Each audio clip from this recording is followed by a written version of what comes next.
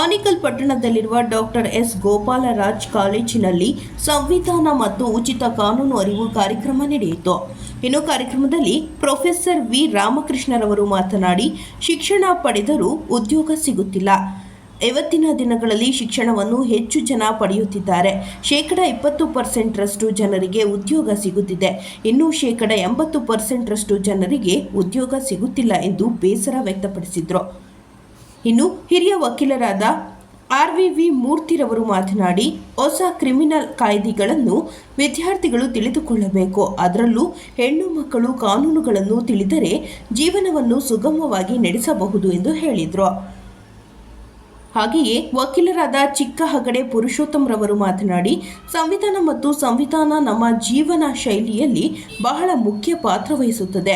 ಸಂವಿಧಾನ ಪುಸ್ತಕವನ್ನು ಎಲ್ಲರ ಮನೆಯಲ್ಲಿ ಇಟ್ಟುಕೊಳ್ಳಬೇಕು ಎಂದು ತಿಳಿಸಿದರು. ಇನ್ನು ಕಾರ್ಯಕ್ರಮದಲ್ಲಿ ಪ್ರೊಫೆಸರ್ ಹೇಮಾವತಿ, ಕೋಕಿಲ, ಮಂಜುನಾಥ್ ಮತ್ತು ವಿದ್ಯಾರ್ಥಿಗಳು ಭಾಗವಹಿಸಿದರು. ಜಗತ್ತಿನ ಸೆಕೆಂಡ್ ಜಸ್ಟಿನಿಯನ್ ಅಂತ ಕರಿತೀವಿ, ಎರಡನೇ ಕಾನೂನು ತಜ್ಞ ಅಂತ ಕರಿತೀವಿ. ಅನಂತರ ಭಾರತಕ್ಕೆ ಸ್ವಾತಂತ್ರ್ಯ ಬಂದ ಮೇಲೆ ಸರ್ ಐವರಿ ಜೆನ್ನಿಂಗ್ ಅಂತಕ್ಕಂಥವ್ರನ್ನ ಸರ್ ಐವರಿ ಜೆನ್ನಿಂಗ್ ಅಂತೇಳಿ ಇಂಗ್ಲೆಂಡ್ಗೆ ಅಂದ್ರೆ ಆಧುನಿಕ ಜಗತ್ತಿನ ಮೊದಲ ಸಂವಿಧಾನವನ್ನು ರಚಿಸಿದಂಥವ್ರು ಐವರಿ ಜೆನ್ನಿಂಗ್ ಅಂತಕ್ಕಂಥವ್ರು ಇಂಗ್ಲೆಂಡ್. ಭಾರತಕ್ಕೆ ಸ್ವಾತಂತ್ರ್ಯ ಬಂದ ಮೇಲೆ ಅವ್ರು ಕೇಳ್ತಾರೆ, ನಮಗೊಂದು ಸಂವಿಧಾನವನ್ನು ರಚಿಸಿಕೊಡಿ ಅಂತ. ಇಲ್ಲ, ಇಲ್ಲಿನ ಜಾತಿ ಪದ್ಧತಿ ವರ್ಗ ವರ್ಣ ಇವುಗಳನ್ನು ನೋಡಿ ನನಗೆ ಆಗಲ್ಲ ಅಂತ. ಕಡೆಗೆ ಡಾಕ್ಟರ್ BR ಅಂಬೇಡ್ಕರ್ ಅವರಿಗೆ ಸಂವಿಧಾನವನ್ನು ರಚಿಸುವಂತ ಜವಾಬ್ದಾರಿಯನ್ನು ಕೊಡ್ತಾರೆ.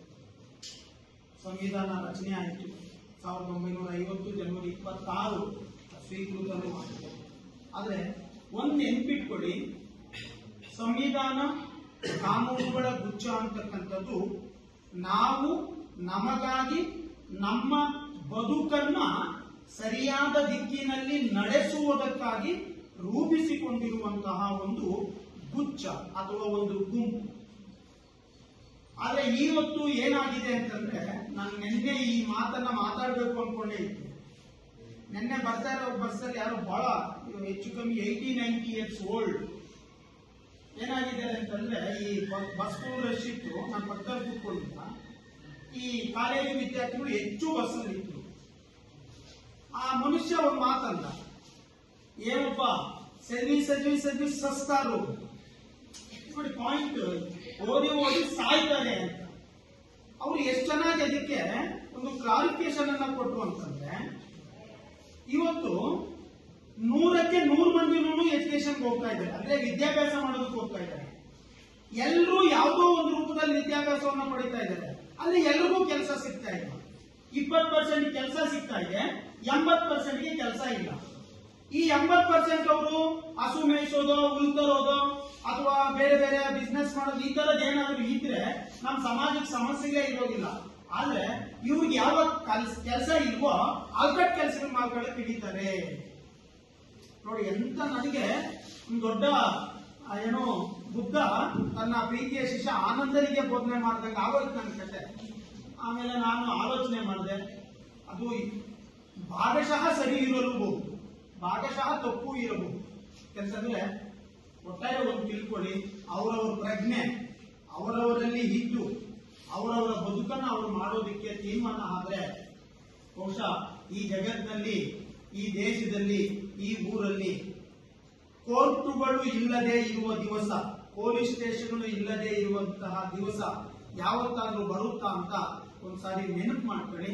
ಅದು ಬಂದಿಲ್ಲ ಅಂತಂದ್ರೆ, ಓದಿದರೆ ಸಾಲದು ತಿಳಿಯಬೇಕು, ತಿಳಿದರೆ ಸಾಲದು ಬದುಕಬೇಕು, ಬದುಕಿದರೆ ಸಾಲದು ಬೆಳಗಬೇಕು. ಓದ್ಕೊಂಡ್ಬಿಟ್ಟ ತಕ್ಷಣ ನಾವು ವಿದ್ಯಾವಂತರಾಗಿದ್ದೀವಿ ಅನ್ನೋದು ಬಹಳ ತಪ್ಪು ಪರಿಕಲ್ಪನೆ.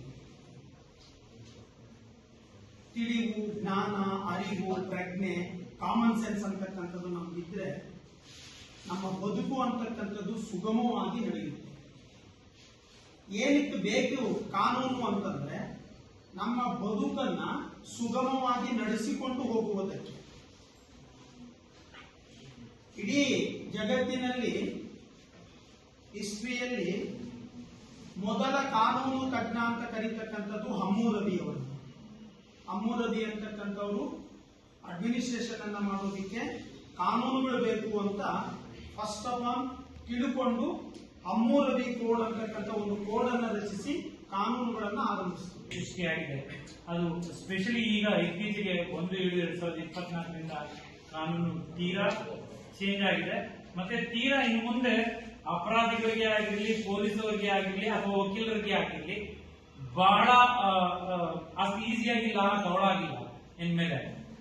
ಸ್ಪೆಷಲಿ ಅದರಲ್ಲೂ offence against to the society ಮತ್ತೆ offence against to the womens ತುಂಬಾನೇ ಕ್ರಿಟಿಕಲ್. ಯಾರು ಅಷ್ಟು ಈಸಿಯಾಗಿ ಅಫೆನ್ಸ್ ಮಾಡ್ಬಿಟ್ಟು ತಪ್ಪಿಸ್ಕೊಳಕಂತ ಆಗಲ್ಲ, ಎಲ್ಲ ಡಿಜಿಟಲ್ ಎವಿಡೆನ್ಸ್. ಸೊ ನಾವು ವಿದ್ಯಾರ್ಥಿಗಳಾಗಿ, ನಾವು ಭಾರತದ ಪ್ರಜೆಯಾಗಿ ಕಾನೂನನ್ನ ತುಂಬಾ ಅರ್ಥಬೇಕು. ಮೊದಲ ತರ ಆರಾಮಾಗಿ ಬೇಲ್ ಕೊಡ್ತಾರೆ, ಬೇಲ್ ಈಚೆ ಬಂದ್ಬಿಡ್ಬೋದು. ಈಗ ಪ್ರತಿಯೊಂದು ಡಿಜಿಟಲ್ ಏನಿದೆ ಅದನ್ನೆಲ್ಲ ಸಾಕ್ಷಿಯಾಗಿ ಪರಿಗಣಿಸ್ತಾರೆ. ಸೊ ಆ ನಿಟ್ಟಿನಲ್ಲಿ ವಿದ್ಯಾರ್ಥಿಗಳು ಅದನ್ನ ಅರ್ಥಕೋಬೇಕು. ಮತ್ತೆ ಜೊತೆಗೆ ನೀವು ಏನು ಈಗ ಪ್ರಸ್ತುತ ಪರಿಸ್ಥಿತಿನಲ್ಲಿ ಏನಿದೆ, ನಾವು ಇವಾಗ ಮೊಬೈಲ್ ಕಳೆದೋಗ್ಲಿ ಅಥವಾ ಯಾವ್ದಾರ ಮಾಸ್ ಕಾರ್ಡ್ ಕಳೆದೋಗ್ಲಿ ಸ್ಟೇಷನ್ ಕೂಡ ಹೋಗ್ತೀವಿ, ಅದೆಲ್ಲ ಅವಶ್ಯಕತೆನೇ ಇಲ್ಲ. ಇ ಲಾಸ್ ಅಂತ ಬರುತ್ತೆ. ಇ ಲಾಸ್ ನಲ್ಲಿ ನೀವು ಆನ್ಲೈನ್ ಅಲ್ಲೇ ಅದನ್ನ ಫೀಡ್ ಮಾಡಿದ್ರೆ ಅದು ಅಪ್ಡೇಟ್ ಆಗುತ್ತೆ, ನೀವು ಆಟೋಮೆಟಿಕ್ಲಿ ಅದನ್ನ ಕ್ಲೈಮ್ ಮಾಡ್ಕೊಬಹುದು.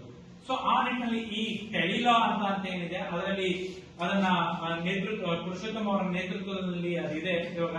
ಸೊ ಅದರಲ್ಲಿ ಕೂಡ ನೀವೇನೇನು ಸಲಹೆಗಳು ಬೇಕು, ನಿಮಗೆ ಕಾನೂನಿನ ಸಲಹೆಗಳು ಅವ್ರು ಖಂಡಿತ ಕೊಡ್ತಾರೆ. ಆ ನಿಟ್ಟಿನಲ್ಲಿ ಈಗ ಪ್ರಸ್ತುತ ಲಾ ಏನಿದೆ BNS, ಭಾರತೀಯ ನ್ಯಾಯ ಸಂಹಿತೆ, ಭಾರತೀಯ ನಾಗರಿಕ ಸುರಕ್ಷಾ ಸಂಹಿತೆ, ಭಾರತೀಯ ಸಾಕ್ಷ್ಯ ಸಂಹಿತೆ, ಅದನ್ನ ತಿಳ್ಕೊಂಡ್ರೆ, ಬೇಸಿಕ್ ನಾಲೆಡ್ಜ್ ತಿಳ್ಕೊಂಡ್ರೆ ಸಾಕು.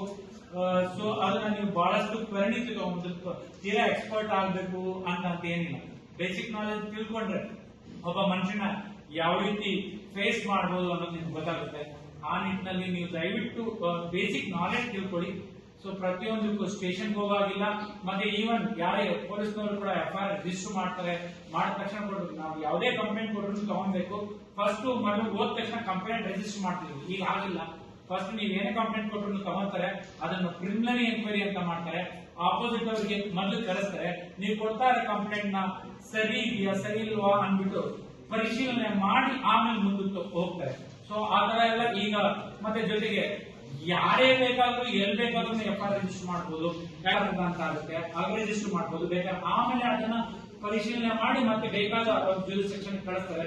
ಸೊ ಇದೆಲ್ಲ ಬೇಸಿಕ್ ನಾಲೆಡ್ಜ್ ಇವಾಗ ತಿಳ್ಕೋಬೇಕಾಗಿರುತ್ತೆ. ಆ ನಿಟ್ಟಿನಲ್ಲಿ ನೀವು ಏನೇ ಇದನ್ನು ಪುರುಷೋತ್ತಮ ಆ ನಿಟ್ಟಿನಲ್ಲಿ ಏನ್ ಸಲಹೆಗಳು ಕೊಡ್ತಾ ಇದ್ದಾರೆ ಆ ನಿಟ್ಟಿನಲ್ಲಿ ನಿರ್ವಹಿಸಬಹುದು. ಈ ಒಂದು ವಿಷಯಗಳನ್ನು ತಿಳಿಸೋದಕ್ಕೆ ಈ ವೇದಿಕೆ ಕಲ್ಪಿಸಿದ ಕಾಲೇಜಿನ ಪ್ರಾಂಶುಪಾಲರಿಗೂ ಮತ್ತೆ ಅದಕ್ಕೆ ಆಡಳಿತ ಮಂಡಳಿಗೂ ನನ್ನ ಕೃತಜ್ಞತೆಗಳನ್ನು ಸಲ್ಲಿಸುತ್ತಾ ಬಹಳ ಮುಖ್ಯವಾಗಿ ನನಗೆ ನಾವು ಕಾಲೇಜುಗಳಿಗೆ ಸಂವಿಧಾನ ಮತ್ತು ಟೆಲಿಲಾ ಉಚಿತ ಕಾನೂನು ಅಂತ ಹೋಗ್ತಾ ಇರ್ತೀವಿ.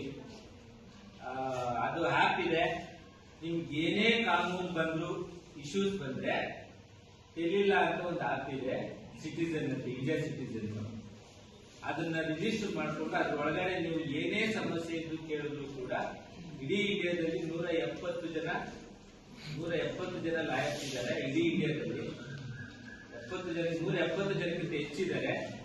ಸೊ ನೀವು ಆನ್ಲೈನ್ ನಲ್ಲಿ ಫ್ರೀಯಾಗಿ ಒಂದು ರಿಜಿಸ್ಟರ್ ಮಾಡ್ಕೊಂಡು ಮಾಹಿತಿ ಕೇಳಿದ್ರು ಕೂಡ, ಯಾವುದೇ ಲ್ಯಾಂಗ್ವೇಜ್ ಅಲ್ಲಿ ಕೇಳಿದ್ರು ಕೂಡ ನಿಮ್ಗೆ ಫ್ರೀಯಾಗಿ ಸಜೆಷನ್ ಮಾಡ್ತಾರೆ.